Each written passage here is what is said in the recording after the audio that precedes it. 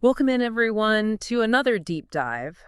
Today, we're going to be talking about a topic that has always fascinated me, the Colonial Parkway murders. Yeah, these cases are really interesting, um, and really chilling. Yeah. So, as always, we've got an in-depth Wikipedia article to kind of guide our deep dive here. And I guess, the Colonial Parkway murders, if you've never heard of them before, these were a series of unsolved murders that took place in and around the Colonial Parkway in Virginia during the 1980s. Yeah, and what really gets me about these cases is just how seemingly random they are. Right? You've got all these different couples meeting these tragic ends in and around this parkway, but the connections between them are really murky. It's not like a simple whodunit. There's so many layers to this to unravel. Yeah, definitely. So I think a good place to start is with the victims, right? Let's get to know these people and see if any patterns emerge. And the first victims we have are Kathy Thomas and Becky Dowski. Right, and Kathy Thomas was a Naval Academy graduate, and Becky Dowski was a senior at William and Mary, and she was working as a stockbroker at the time. Yeah, and they were found in Kathy's car, which had been driven off the Colonial Parkway into some really thick brush near the York River. Yeah, and the crime scene was absolutely brutal. Yeah. I mean, both of the women had rope burns, which suggests that they had been bound and their throats had been slashed, almost to the point of decapitation. Oh, wow. And diesel fuel had been poured over them and the car, but thankfully it wasn't ignited. Yeah, that's really disturbing. It's not just a random act of violence. Exactly. It seems very deliberate, almost theatrical. Yeah, like the killer was trying to send a message or something. Like, what was the message? Yeah, and you know what else is weird is that over 100 fingerprints were lifted from the car, Yeah. but none of them led anywhere. It's like whoever did this was really careful not to leave any identifiable traces. Exactly. It makes you wonder, was it meticulous planning or was it just sheer luck that allowed them to get away with it? But either way, it speaks to a certain level of, awareness, a certain level of control Yeah. that is just chilling. Yeah.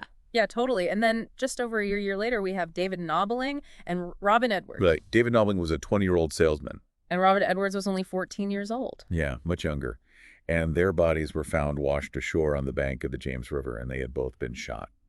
So this one wasn't directly on the parkway, but I mean, the similarities are pretty impossible to ignore. Yeah, totally. And that age difference between David and Robin is really significant, don't you think? Yeah, it is. I mean, it makes you wonder if the killer was drawn to couples with a noticeable power imbalance. Maybe they were exploiting a vulnerability that they perceived there.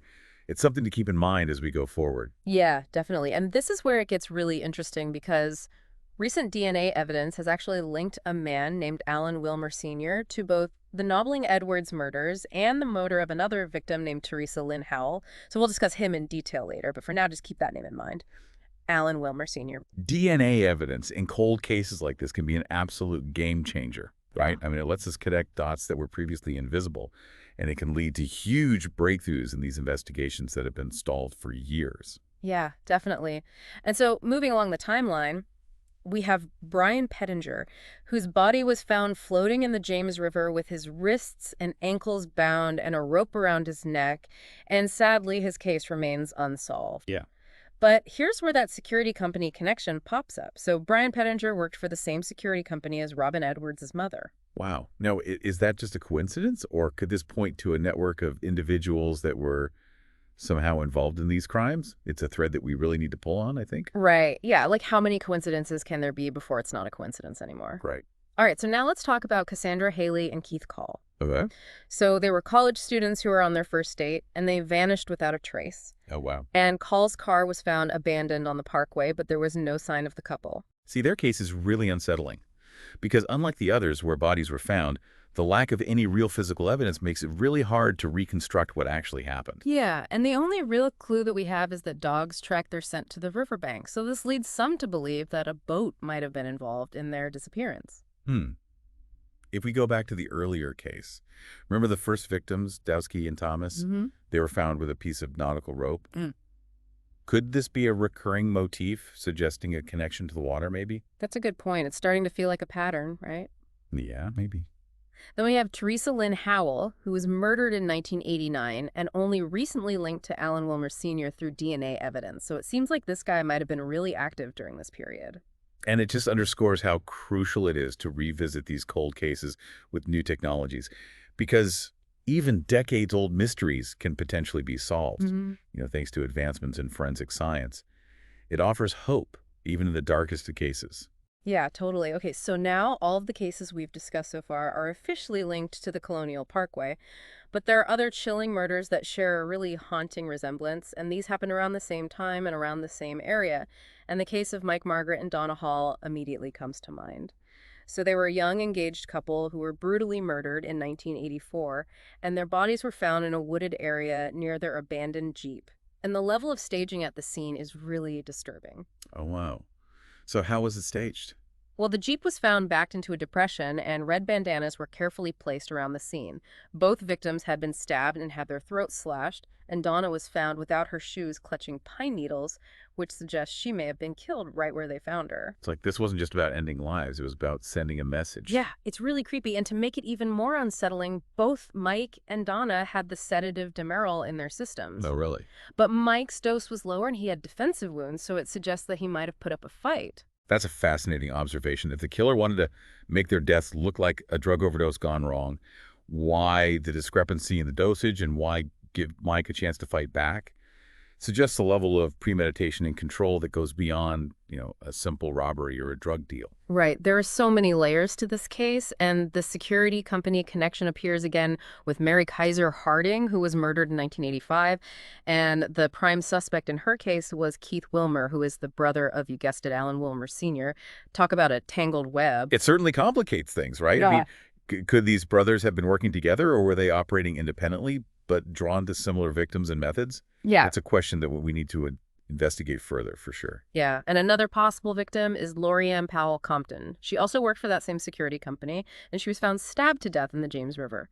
Is it just a coincidence, or are we seeing a pattern here? It's almost as if this killer used this company as a hunting ground, targeting its employees. This security company connection really cannot be ignored. It raises some serious questions about the company's role, if any, in these crimes. Was it a hunting ground for a killer, or are we just witnessing a series of, tragic coincidences? We need to keep digging. Okay, so we have this cluster of cases with these chilling similarities, and this security company keeps popping up, but the last confirmed victims that we need to discuss kind of add another layer to this puzzle. So we have Anna Maria Phelps and Daniel Lauer. They vanished on their way to Virginia Beach, and their car was found abandoned at a rest stop. Months later, their bodies were discovered in a wooded area covered with an electric blanket from Daniel's car.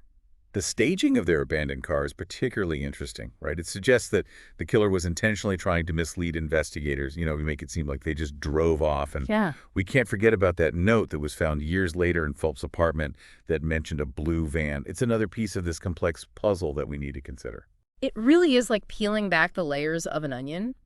Every new detail seems to add another layer of complexity to this already baffling mystery. You're telling me, and that's why we need to be cautious about jumping to conclusions, we need to carefully consider all of the information before we form any theories. Absolutely. Okay, so we've laid out the victims, their stories, and the chilling details that kind of connect them. But now let's dive into the theories that investigators have explored over the years. I mean, where do we even begin to make sense of all of this? Well, one theory that gained some traction early on was what some people call the law enforcement theory. And this was fueled by the FBI's initial suspicions and the seemingly staged nature of some of these crime scenes. So you're saying the killer might have had law enforcement experience. Potentially, right? But wouldn't a trained officer be more careful, though? Avoid leaving so many fingerprints at the scene. It seems kind of counterintuitive. That's a valid point. While the staging might suggest some familiarity with police procedures, the abundance of fingerprints seems to point in the opposite direction. It's a contradiction that investigators have wrestled with for years. Yeah, for sure. And then we have the fisherman theory, which suggests that the killer might have been someone who knew the waterways really well. Right.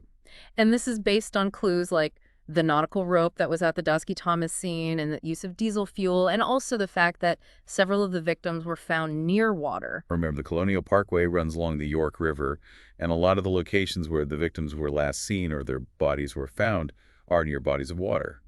So is it possible that the killer used a boat to abduct and transport the victims?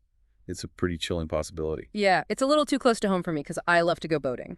Yeah, I get that. Okay, and speaking of the fisherman theory, let's not forget about Alan Wilmer Sr., the suspect's linked by DNA to 3 of the murders. He was, in fact, a fisherman and a hunter and was known to frequent the Colonial Parkway.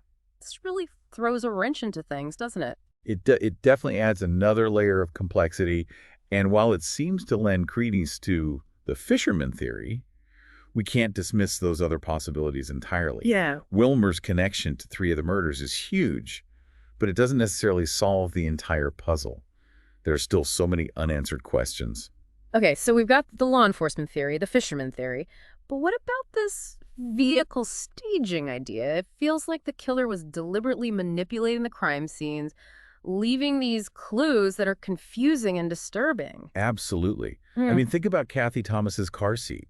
It was adjusted for someone taller than her. Hmm. And then there's David Nobling's truck. It was found parked in a way that he never would have parked it. Hmm. These inconsistencies, they really point to a deliberate attempt to mislead investigators. But why would they do that? Right. It's like the killer wanted to leave their mark. Like a calling card that would link all these crimes, but also keep the authorities guessing. It's both fascinating and terrifying at the same time. Yeah, it's like they wanted to play a game. Yeah, you're right. It does have that element of a cat and mouse game to it. Mm. And this deliberate manipulation, it adds another layer of complexity to the psychological profile of the perpetrator. Hmm. Were they trying to taunt investigators? Were they enjoying the attention that these cases were getting? Yeah, okay, so before we wrap up this part of our deep dive, let's briefly touch on a few other possible suspects who were investigated over the years. One that's really intriguing is Ronald Little. He was a private detective who was linked to multiple victims through, you guessed it, that same security company. This whole security company thing is really unsettling. It is Little's connection to the victims definitely raised eyebrows, but he was ultimately cleared by the FBI. Yeah. Still, though, it highlights how deeply intertwined all of these cases are and how a single company could become a point of convergence for both victims and potential suspects. It's like a spider web with threads connecting everyone and everything, but the real game changer in all of this is Alan Wade Wilmer Sr., the suspect, with the DNA link to 3 of the murders. Yeah, Wilmer is a fascinating and potentially crucial piece of this puzzle, as we've discussed. DNA evidence has linked him to the double murders of David Knobling and Robin Edwards, and to the murder of Teresa Lynn Howell. His story really takes us deeper into the heart of this mystery. And that's exactly where we'll pick up in part 2 of our deep dive. We'll delve into Wilmer's background, examine the evidence against him, and see if his story can help us unlock the answers to this haunting mystery. So stay tuned. Okay, so we're back and we're diving deeper into the Colonial Parkway murders. And last time we left off with Alan Wade Wilmer Sr., the man whose DNA linked him to 3 of these horrific crimes. So let's unpack his story a little bit and see what pieces of the puzzle it might help us illuminate. Yeah, Wilmer's a fascinating character, to say the least. He was a fisherman, a hunter, a tree cutter, someone who was really connected to the natural world, which is especially eerie, considering where the victims were often found. Right. And like we said, he frequented the Colonial Parkway, but it goes beyond that. Witnesses actually reported seeing him confront couples in the area, and he even admitted to mistaking a couple for being same-sex and becoming aggressive towards them. Kind of paints a picture of a man who was prone to volatile behavior, especially towards couples. Exactly. And that's a crucial detail. Remember, we were talking about the power dynamics in relationships. Mm-hmm. Well, Wilmer's admitted confrontations suggest a possible fixation on controlling or intimidating couples. It aligns with that potential psychological profile we were kind of building. Yeah, for sure. So we have a man with a possible motive, a history of aggression, and a confirmed DNA link to 3 of the murders. But here's the thing. He died in 2017, years before investigators made the DNA match. So it's incredibly frustrating for the families of the victims knowing that his DNA wasn't in the national database sooner. Absolutely. It's a stark reminder of the limitations law enforcement faces with these cold cases, especially those that, predate widespread DNA testing. Yeah. And think about it. How many other cases could have potentially been solved if his DNA had been in the system all along? It's heartbreaking to think about, but even with Wilmer in the picture, there's still a lot we don't know. Does his DNA link completely rule out the other theories that we've discussed? And what about the meticulous staging that we see in several of the cases? Did Wilmer have the know-how to pull that off? These are all excellent questions. Let's consider the law enforcement theory for a second. While Wilmer had no known police background, we can't completely dismiss the possibility that he might have had some indirect knowledge of police procedures. Maybe he had a friend or acquaintance in law enforcement, or maybe he was just an avid consumer of crime dramas. Yeah, that's true. People learn things in all sorts of unexpected ways. But then again, wouldn't a fisherman familiar with the water dispose of the bodies more effectively? I mean, why leave them near the shore where they're likely to be discovered? You've hit upon one of the most perplexing aspects of this case, the inconsistency of the body disposal. If we assume Wilmer acted alone, it's possible that he panicked, or maybe he wanted the bodies to be found, perhaps as a way to taunt authorities, but there's also the possibility that he didn't act alone. Wait, are you saying there might have been an accomplice? It's definitely within the realm of possibility. Remember, we're dealing with multiple murders spanning several years. It's quite a feat for one person to orchestrate all of that without raising suspicion. An accomplice could explain those inconsistencies that we've observed, like the varying levels of staging and the different body disposal methods. That makes sense. It is hard to imagine one person pulling all of this off without leaving a trace. But if there was an accomplice, who could it have been? Could it have been his brother Keith Wilmer, who was a suspect in the Mary Kaiser Harding case? That's a compelling theory. Mm. We know that Keith had a history of harassing women, and his connection to Mary Kaiser Harding raises some serious questions. Could the brothers have shared a dark secret, some kind of twisted fascination that led them down this path of violence? This case just keeps getting more and more complex, but let's shift gears for a moment and talk about the media coverage of these murders, because this case has really captivated the public's imagination for decades. Why do you think these particular murders have resonated with people so much? I think it's a combination of factors. You've got young couples, you've got mysterious disappearances, brutal murders, and this picturesque backdrop that seems so at odds with the darkness of the crimes. It's a story that taps into our deepest fears about vulnerability and the randomness of violence. Yeah, it's like something out of a horror movie. And the media has definitely played a role in keeping this case in the public eye. I mean, there have been countless articles, documentaries, even TV shows dedicated to the Colonial Parkway murders. Right? You've got shows like Sensing Murder on Investigation Discovery, which brought in psychics to try and shed light on the unsolved cases. And then you've got Lover's Lane Murders on Oxygen, which delves into the specific details of the case and explores various theories. These programs really contribute to public awareness, and sometimes they even generate new leads. And don't forget about all the online forums and websites dedicated to these murders. I mean, people Yeah. are fascinated by unsolved mysteries, and this one, with all of its twists and turns, offers endless opportunities for speculation and, armchair detective work. It's a testament to the enduring fascination with true crime. We're drawn to these stories because they force us to confront the darker aspects of human nature. We want to understand what drives someone to commit such heinous acts, and we crave a resolution, a sense of justice for the victims. But even with the identification of Alan Wilmer Sr. as a suspect in 3 of the murders, a lot of questions still linger. Were all of these murders connected? What role, if any, did Wilmer play in the unsolved cases? And what about the other suspects and theories that we've discussed? Do any of them still hold weight in light of the DNA evidence? These are questions that continue to haunt investigators and the families of the victims. This is a complex case with no easy answers, and even with Wilmer's link, the pieces of this puzzle don't quite fit together neatly. So where do we go from here? What should our listeners keep in mind as they continue to explore this case? I think it's crucial to remember that we've only scratched the surface. There's so much more to uncover, and we encourage everyone to continue the investigation on your own. Delve deeper into the victims' lives, scrutinize the evidence, consider the different perspectives presented by the various theories. And what about that security company connection? That's a thread that seems to run through several of these cases. Is it just a coincidence, or is there something more sinister at play? That's an excellent point. It's a recurring theme that warrants further exploration. Could this company, with its access to personal information and its network of, potentially vulnerable employees, have unwittingly become a hunting ground for a predator like Wilmer? It's a chilling thought, but one that deserves our attention. We've covered a lot of ground in this deep dive, but as you can see, there's still much to unpack. The Colonial Parkway murders remain a haunting and perplexing mystery, even with the emergence of a key suspect. And that's the beauty and frustration of cold cases. They challenge us to think critically, to consider all angles, and to never give up on the search for the truth. So as we move into the final part of our deep dive, we want to leave you with this thought. What if you hold the key to unlocking this mystery?